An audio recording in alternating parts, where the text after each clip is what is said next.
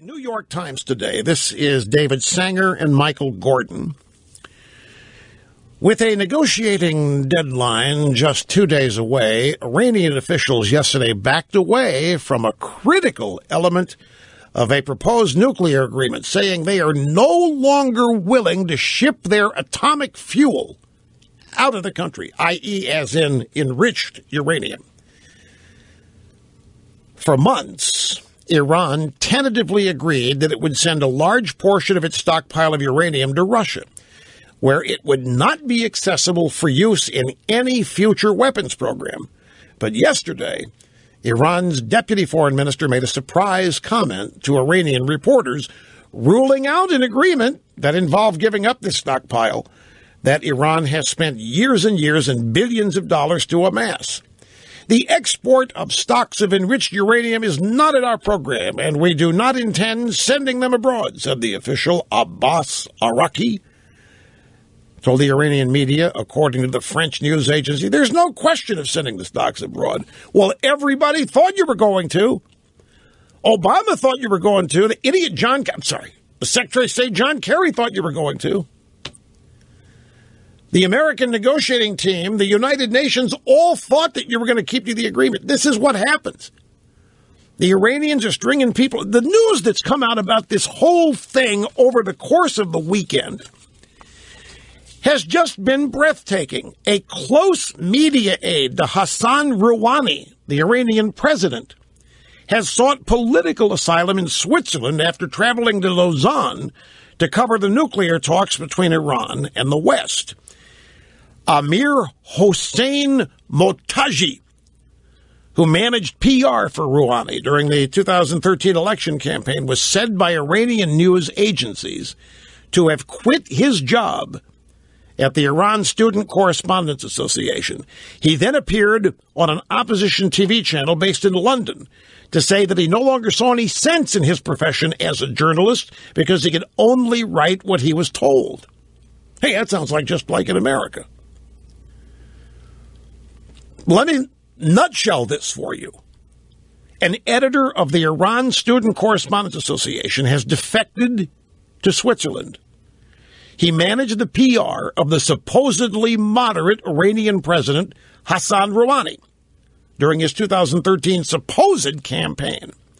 He was sent to Switzerland to cover the nuclear talks, but he said he couldn't do his job as a journalist because he was told what to write in his articles. And he also said, and this is what made him, this is the actual lead to the story. Are you listening? He said, quote, the U.S. negotiating team are mainly there to speak on Iran's behalf with other members of the 5+1 countries and convince them of a deal.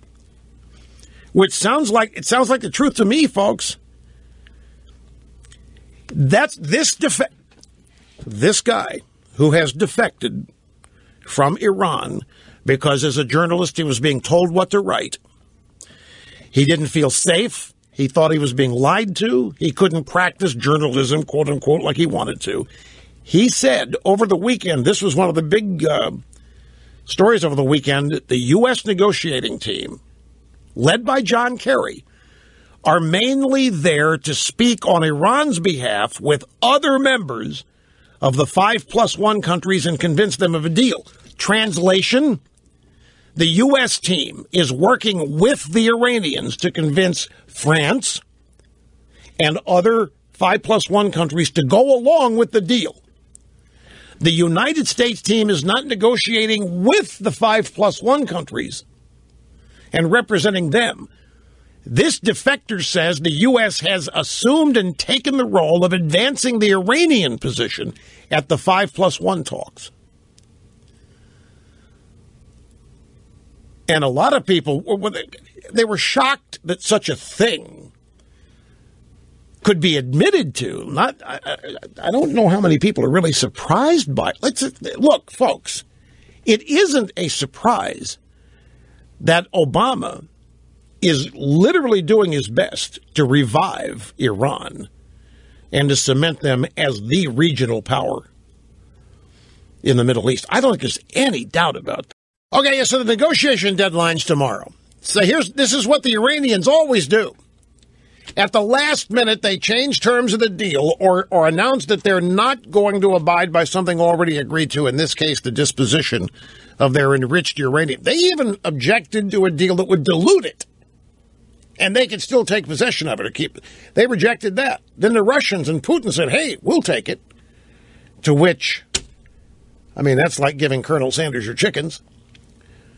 So that didn't fly because the Iranians are going to, what the Iranians do then, okay, so this causes another delay when everybody thought they were so close. Oh my gosh, we're so close. For the first time ever, we can have a deal. The Iranians back out. But they're so close that the Americans in the West hang in there. They extend the deadline, which was supposed to be hard and fast.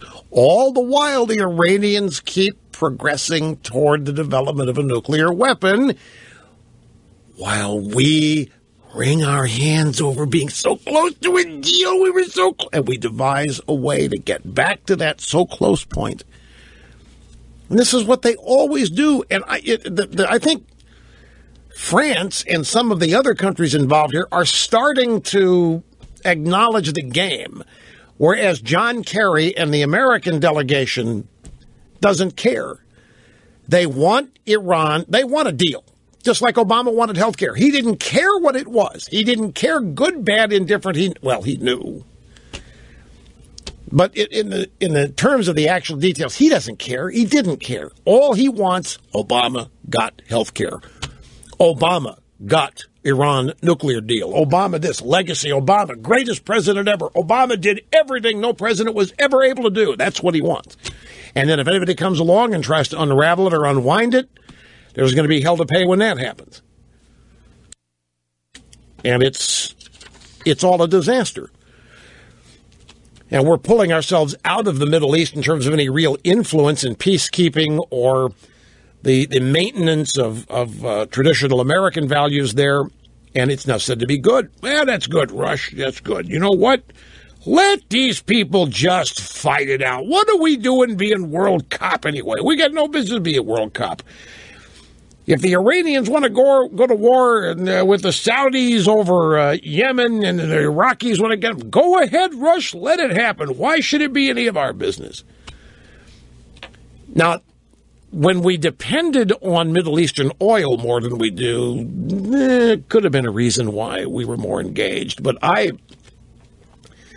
fear that the reason behind this thinking that, hey, it's okay, we're not involved, is precisely because there are more and more people beginning to think that we are not a good guy, that our presence doesn't mean anything, that America stands for nothing good, that America isn't the solution to world's problems, that we are only the problem, which is clearly what Obama and his team believe. So that's why all this stuff. I'll give you here. Look at this. This is a story from thehill.com. Arab League to create collective military force. The Arab League on Sunday decided it would build a joint military force featuring combat units from each of its 22 member nations. Gee, what could go wrong with that? This is, I think, a good example of what happens when the USA pulls out. We pull out or pull back.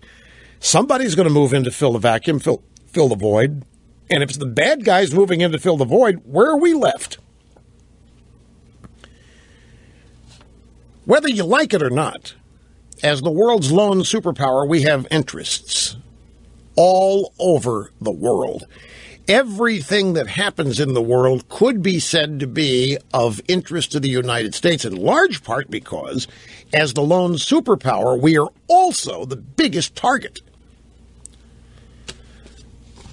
If you have a president who thinks we deserve to be the biggest target because we've behaved as bad guys for all these years, and you can understand all the animosity towards us because of people like Bush and Cheney and Halliburton and whatever else, the Iraq War, well, then you're going to be of the belief that whatever suffering or harm comes to the United States or its interests, well, we deserve it because look at how we treated them in the past, is the cockamamie thinking that guides current foreign policy. Never ends. It just never ends.